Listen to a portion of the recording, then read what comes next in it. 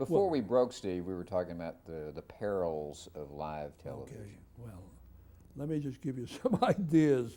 I may not be in sequence, but let me tell you. I mean, one is, let's say somebody is doing a mystery show, and it's live, and all the actors are on the stage, and they're all live, you see. And this guy has been bumped off, and he falls down, but he forgets, and in the middle of that, he stands up.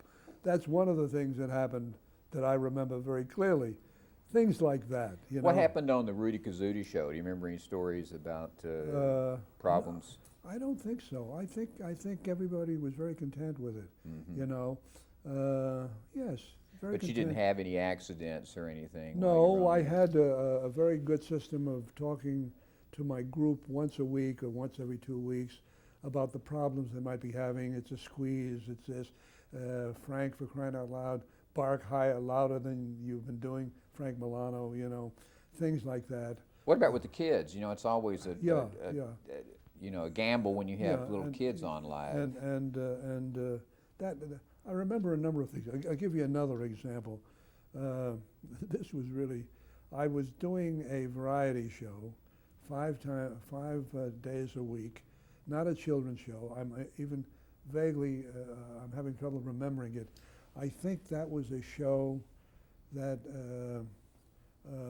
was sponsored by a major company of some sort, and it ran, you know, 5 across. And I was in my office, and I was busy, and instead, I usually went to the studio and watched it live. It was live, you see. And I was in my office at this time and watched it. And I didn't realize that it was a recording. They had reached the stage of recording. And when you looked at it, it looked live. Do you get my point? And I listened to all of that, and I complained to something there. And I said, when I get a hold of that guy, I'm going to tell him something. And when he came to the office, I said, whatever. I said, Joe, for crying out loud, what did you do that? And he said, do what? And I said, you did this. He said, well, if I did it, I did it 2 weeks ago. Oh, you didn't realize it was on videotape. Yeah, he didn't realize that it was there. But did you have any problems in doing Rudy Kazudi live with children? You know, children are notorious for not being under control in a studio. Oh, they were just delighted with everything, and they sang the songs and what have you. And we had prizes for them, and they all had masks. Mm-hmm. And we had special jokes leaned up for them to keep them hot. For instance, they all said, you know, we got a lot of bananas. This is it's always to Todd Russell. We got a lot of bananas we want to give you, Todd. You just wait, and we'll peel these, and we'll give them to you. And they all get ready with the bananas, and someone offers him a banana, and he peels it, takes a bite, and it's a wooden banana. You see that? And they are crazy with delight. Then the other one was when Mr. Deedledoodle put a funny picture on the back of Big Todd Russell. You know, he was slapped on the back, and he didn't think it was anything bad. See what a nice guy he is. When he turned around, there was a dreadful picture, and they laughed, and that's what happened. Did you have, in those days, I've understood that sometimes the networks would have censorship people on the set, is that right? Yes, I mean, I don't know, yes, I mean, you had in the movie business, you had all of those things. Well, in the television business, you had the same thing. I don't remember the numbers or the values or what have you, but there was a guy who said, no, I mean, it's not proper, it's not good, you can't do it. You'd have to rearrange it, you know. What would be the process, Steve? Would you submit a script? There was a particular guy, yes. There was a particular guy who was a censor. I don't remember his name. But you would send a script to that person? Every single one of them. And before we went on the air. Okay. Every single one read it, said, that's not good, that's not good. They fixed that, then he said, that's okay, and then they went on the air. This guy went on the air with this mystery story and was shot, fell down, and then forgot and stood up. You see, that would happen, you see. Other things like that would happen. Did they ever try to censor you while the program was going on? I don't remember that. I don't remember that. All What other children's shows did you work on anything else while you were working on Rudy Kazooie, or was that strictly? Well, there's Happy the Humbug was another, of You were course, still doing Happy the Humbug. up to a point, and then it wore out. You Well, see. let me stop you here. Now, were you writing all of the Rudy Kazooie shows? Every single one. But you see, it was Rudy Kazooie. I was writing every single one, yeah, except when I took a holiday. So you were writing and producing? Oh yeah, I took a holiday. You see. No, I was in fact somewhat worried about someone else doing it. Someone else do. Well, since It was, but it was so organized that you went down an organized plane. He'd sing a song here, he'd do this, he'd do that. Okay, Rudy, well, let's hear that song. And he was prepared to sing a song, which was Naomi Lewis singing, you see. when you were writing those scripts, Steve, did you try to put educational material? Yes, into we them? did. We had morality material. Mhm. We had a morality week where Rudy Kazooie and Gallipoochie Pup had a story which said that this is the way to be good, Okay. and this is the way this. And then finally there was a song which summed it up, you know. Well, I don't remember the words, you know, but that Well, was just what- in the program. that was sort of. every Friday, as I remember. Now the program was on NBC. Did it stay on NBC?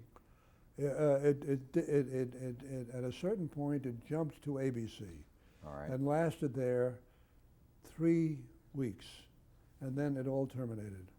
Oh, it was only 3 weeks on Yeah. ABC. Putting it all together, you got the almost 5. Now I've got that it went off the air in 1953. Does that sound right?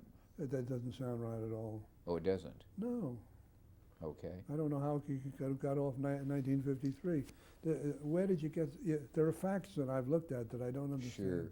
Well, I've got that it went on the air in 1950 and went off the air in about 1953. About 3 Well, years. Was it on about 3 years? Well, it was on more than that, as far as I know. Okay. But okay. Well, no, I'm happy to say it. I don't care. No, well, we want the facts here. Yeah. What is your memory? My memory was something like 4.5 years or 4 years. Maybe they counted. I don't know. Well, that would be about 4 years, All 50, right. 51, because it goes. Yeah. Yeah. Okay. Yeah. Yeah. Why did he go off in just 3 weeks at ABC? I just thought that was a good idea. You know, I myself thought it was a good idea, and I got encouragement for that. And I You mean to did it. go to ABC? No, not to go to ABC. I would not have wanted him to go to ABC. They wanted to put something else in that time slot, Uh-huh. and so I had to get someone else to do something, as I remember. I'm not even clear of that. I don't know. I don't know. They just moved for 3 months. Something had to be filling that time, I see. and I don't remember who it is. But it was only on for about 3 weeks or so. No, not 3 weeks. It was on 13 weeks. Oh, okay. It was on 13 13 weeks. weeks. Okay, not Yeah. 3 weeks. No. Okay, good. I'm glad we got that too. What about the merchandising for the program, Rudy Kazooie? Was there any merchandising outside the program? Yeah, there was, and we still have a lot of it. For instance, I had Rudy Kazooie masks, and they wore them, you know. And I had, let's see, what else? I had bracelets, Rudy, polka dotty bracelets. I also had sweaters, Rudy Kazooie sweaters, or shirts, several kinds, and a lot of things like that. With your experience with Happy the Humbug, did you also put Rudy Kazooie in comic books or comic strips or anything? What am I trying to say? Was there a Rudy Kazooie comic book? Well, that's happening now. Let me tell you, we are taking a lot of Rudy Kazooie stuff and organizing them into books and so forth, the stuff that we want to sell. But Steve, as my understanding, I think I saw a Rudy Kazooie a comic book from that period. Well, of that's time. from a long time ago. Yeah. Yes, that's what I mean. When the program was on the air, there were Rudy Kazooie comic books, correct? Right. There Okay. aren't any now. No, but I'm saying during this period of time. Yeah. So you had a lot of things going on outside the television program. Sounds like. Yes. In terms of Yeah, as far as merchandising. I can tell, yes. I'm quite surprised by that, but there are a lot of comic books and a lot of Was that one of color. the first children's television shows to really go out in the marketplace? I guess so. I'm just guessing. I don't really know. Well, there was a lot of merchandise that we had that we could distribute, that we could sell, and we did. You know. Mm-hmm. Now, how did you get involved in the game show business? That's a good question. I don't know how to answer that. I don't know. My partner, maybe this helps to answer it. What's his name now? Myron Waldman. We did a little show every Saturday, different Saturdays, in which he did a drawing, in which I encouraged him to do a drawing. So that in itself was a quiz of some sort. If you ended up in a proper picture, then the kid who was encouraging you got something. The rest I don't know. Well, how did you meet up with Lou Carlin? Oh, I got a job. Well, I just went to see him. I simply went to see him and said that Rudy Kazudi is poking out, and I think there are a number of things that I can do in your shop, and would you be interested in my services? And he said yes. That's what happened. So I became an executive producer with no money, because he said to me, I'm not going to pay you except for things that we develop as we move along, then I will give you a share of it, which was very generous, by the way. So for some period of time, I didn't get any money. But then almost immediately I got some money from one particular thing, except that somebody said it was illegal. I had this crazy show, which was, what's a show, what's a picture of a show with pieces around them? What do you call that, damn it? Who? I'm not sure. If I were to draw it, you'd see what I mean. But anyway, I had this particular show with the first show that I had was called Marco, for some reason or other, and it was a show that could syndicate around the country, and we could do it in some fashion, and we did, until some guy said that this was illegal, and a lot of stations got scared. They didn't believe it was illegal, but they was afraid that their licenses would be given up, and so I shrunk maybe from about 80 stations to about 25 or 30. All right, let me clarify something, Steve. Here now, the show you're talking about now, this Marco. Called Marco, show, yeah. Was this in the early 1950s? Well, it was. Or was this later? It was somewhat later. I was already involved with Lou. Yes. You know, and Okay. he was with me. Well, now I've got here that you started a show called Down You Go. I didn't start that. Well, yeah, that was a show that Lou had in Chicago, and then he decided to move it here. When did he do that? I don't remember. I've got 1951. Yeah, in that particular area, he did Down You Go. He did Quiz Kids. He brought these things in. You see, and I helped in them. For instance, Down You Go was a very intelligent show, and Quiz Kids was, you know what it was. One or two, there were maybe at least another show that I don't remember. A show called Stop the Music, maybe, that I don't remember. And that was a show which they played a record of some sort, and then certain melodies were played, and whenever a melody was identical to the first one, you stopped the music. You get that? And then you earned some money and this and that, and it made a lot of noise. And those who stopped the music, by the way he or she decided that a particular song ought to be played, they ran up quite a lot of money, maybe $4,000 or $5,000, which were given away to somebody. That was considered to be a lot of money. You know. Well, speaking of a lot of money, why don't we talk about the $64,000 question show? Absolutely. There's a lot to talk about that. Right, exactly. How did that get started? Lou and I were trying to develop shows that we could sell. And one of the things we thought about is that maybe shows in the past could be used in some way, could stimulate us in some way to get into business. And then I realized that there was a show which hadn't been played for 10 years perhaps, called the $64 question. $64 question. And what that simply was, $1, $2, $4, $8, and so forth. It was a quiz show, and that was the whole show. You could go as far as $64. And if I remember, you could also quit, and if I remember, if you made a mistake, you got $1. But get the picture of this. And they always made a joke out of it. And the host was the guy who played the accordion.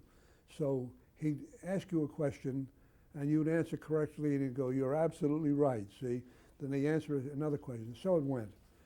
And that ran maybe for 12 or 13 years. And This was a radio show you're talking about. Right, Yeah. radio. And then it disappeared.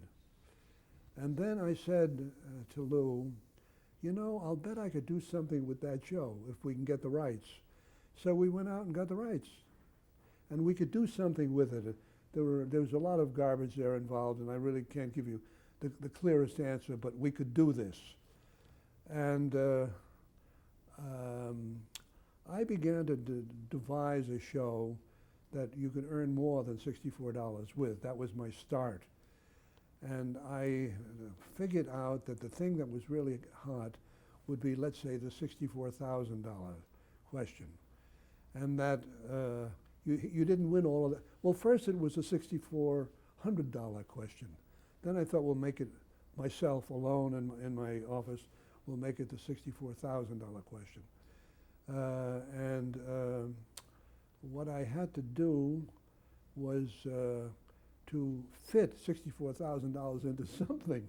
I couldn't fit it into one day. You see, when a contestant came in, what did they expect me to do? Get him the opportunity of winning $64,000? No, no. He can go only further to $4,000, and then he can go home. And we can all say we have to cheer him up when he comes back. And when he comes back, he could decide that he want to go for 8. If he decided to continue, he'd have to go for 4 times. So the contestant gets to double his or her money. Right. Each time. Right, each time. Or what, lose it all if they... Yeah, but he can quit if he wants to, and so forth. There were other things. This is where Walter Craig helped me a great deal, including what happens when a consolation occurs. And there was a certain point when I had the whole show fixed up. I'll give you the details in a moment, but I had the whole show fixed up as to how it would work, you see. And I had not run it at all, but I had done a few run-throughs in which the questions were general questions, you know, not specific questions. And he was at my house having dinner. And as he was leaving, he said, "Well, I guess I'd better go. What's cooking in your office?" And I said, "Well, we're planning a show that you can win $64,000 for." He had put his arm through the coat and had half listened, and he said, "Wait a minute, would you mind repeating that?" And I told him. And he said, "Can you meet me in my office at 9:30? That's what happened. When I got there, it was Revlon that wanted that particular show. They hadn't seen it yet. It was Revlon who wanted that particular show because they thought it would make a great success, do you see? And Walter got into it and explained it to me. And so Walter was representing Revlon on that, or yeah, more or less. He knew Revlon was looking for a show. He represented all of us. But he knew Revlon was looking for a show. Yeah, very much so, and you know, we ought to get going on it and so forth. And I had developed everything, including the isolation booth. That was something I wanted in it. That's just pure amusement, if you know what I mean. It was a way of making it interesting. I also decided that there would be some little rider of what do you call it, of questions. You pick out the question. There was a machine that rolled the material, it was, I think, IBM who lent it to me, and we used it for nothing. What else happened? I had the show all ready, but first of all, Lou had disappeared and had taken a holiday for 6 weeks, and saw nothing of this. So it was a question of him coming back and seeing it. And when he came back and saw it, he thought it was a pretty good idea, you know? When you say, when he comes back and sees it, you mean the whole package that you Was had all put together? done. Everything was done. Except it wasn't finished as far as I was concerned. Had Revlon stepped in? Not yet. Okay. Yeah. It wasn't finished because I was concerned about the idea of, and fellas, I'm going to have to ask you to stop for a moment for various reasons, if you're willing to do so. When we broke off a minute ago, we were talking about you'd packaged the show together, you'd put all the elements in place. That we're talking about the $64,000 question here. Lou Carlin comes back and things are pretty much in place. Let's talk a little bit about hooking up with the sponsor, Revlon, and how they were. Well, I mean, they were. It took a little while to convince them that we ought to start. And that was a situation where Walter Craig locked us all in a room and said, you won't come out until you've made a decision, you know, joke, of course. We had hired agents for a number of things. Can't remember who they are now, who were with us. They didn't help us in any way. You mean you and Lou Carlin had? Well, yeah. Lou and I didn't help us, so it isn't worth even talking. The thing is that it took a while for them to agree that they can get on the air and do what they want to do. And who were you dealing with at Revlon? The brother. What's the younger Revson? Marty Revson. Let's see, the Charles Revson. Charles is the boss. Oh, okay. So was it Charles's brother? Yeah. But that's who you were dealing with at Revlon. Yeah, usually, and Charles would stick his nose in occasionally and say something and come back, that sort of thing. But the other guy was with us all the time. And what were they like to deal with? Well, they were extremely difficult. I mean, they insisted that they wanted to do this and wanted to do that. None of it which made any sense, you know. They were really hoping that contestants would be wonderful and do wonderful things and so forth. And if they weren't, get rid of them and all of that. Of course, that was not the way we did the show. I mean, if a contestant did the information that he had to so that he qualified, that was it, you see. But there was one element in this that changed the show quite a lot, and that was that I had been dreaming of some sort of device that would make the show unique. There were a lot of good quiz shows which would answer, like, I mean, answer questions, the questions being general questions, you know, not special. Then I had this curious experience of one of my colleagues bringing someone into my office who said he'd like to be on the show. Now, if ever there was some sort of a dream that got me to think about this all the time, I now wondered if what he's going to tell me would confirm what I want to hear, you know, because no one's ever said anything about that, and I've thought about that all along. I said, I said, you happen to have a gun on your belt. What for? He said, well, I'm a policeman. Oh, well, then nothing wrong with that, is there? Redmond O'Hanlon was his name. Okay, Redmond, what is it that you want? He says, well, I'd like to answer questions on Shakespeare. I said, well, what do you mean answer questions? He said, well, I know Shakespeare, and I'm willing to look at a category of Shakespeare and answer all those questions that you want me to answer about Shakespeare. And that was when I realized what I was confirming for the first time, that I was now talking about a show which is what I wanted to do very badly. That is, it was a contestant and a category, you see, and it was a melodrama as a result of that, and you didn't jump around all over the place. So I said, well, look, let me think about it for a day or so. I was already decided. And I never talked to anyone about it, by the way. I didn't go to Lou or someone and say, look at what we've done. No. I mean, I just assumed that we were doing it that way. And we had contestants lined up, but we had given some reason why we had to wait a while and so forth, and we really dismissed them. And then I did some investigation as to whether there were a lot of people who had a category and who were a contestant but had a category. In other words, I was now making that show a blue-collar show, poor people show. And is it really possible for a garbage collector to answer questions on opera? So things like that. We discovered that it wasn't that difficult. We discovered, I had a group of 4 people who did the examining for us and looking around, and we had all we needed that was perfectly fine, you know, that could answer questions in a given category, not interested in the general thing. And that's when the show started, with O'Hanlon opening the first show. Well, I have here, Steve, that the show premiered on June the 7th, 1955. June the 7th? 1955. Yeah, okay. 1955? Yes. Now, you said the announcer was what, Hal March?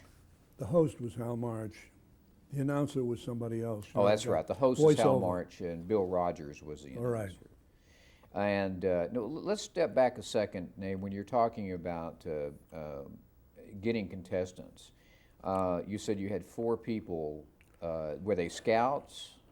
Yeah, they were scouts, or what was happening was we took some ads. If you're interested in being on the show, why don't you call us up? And then we selected what we thought was right, you know. That was one of the things. And once we got started, then we were getting phone calls and letters and God knows what, you know. There was no big difficulty in getting the number of people to do the show as we would do, let's say, something else, you know.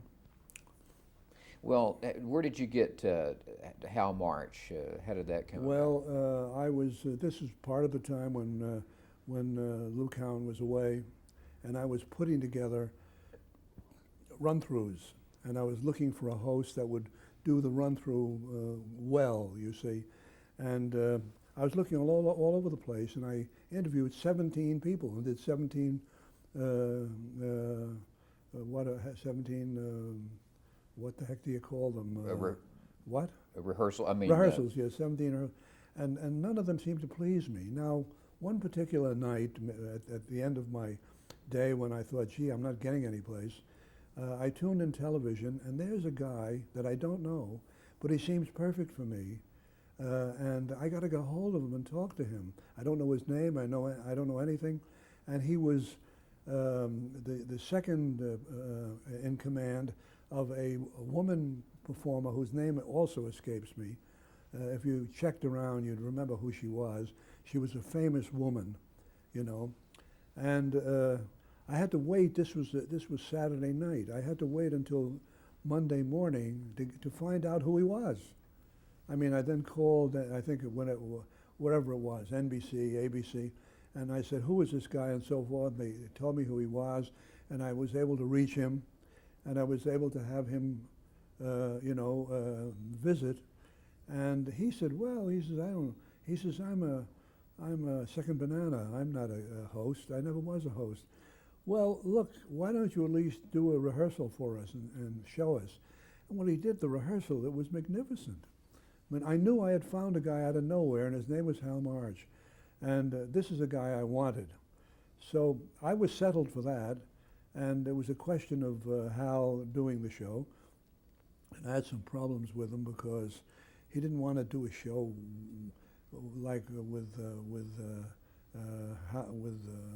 Revlon, because it was a woman's show, you know. I mean, you know. Cosmetics. Yeah, it's wrong. I said, well, there's nothing wrong about it. Well, they want me to do commercials. As if they do commercials, they'll pay you for it. there's nothing for you to be bothered about, and which was true. No one pushed him around, you know. But he was troubled about it. He thought it would make him behave like a homosexual, you know, that idea. Now, Well, let's stop right there yeah. and change cassette tape.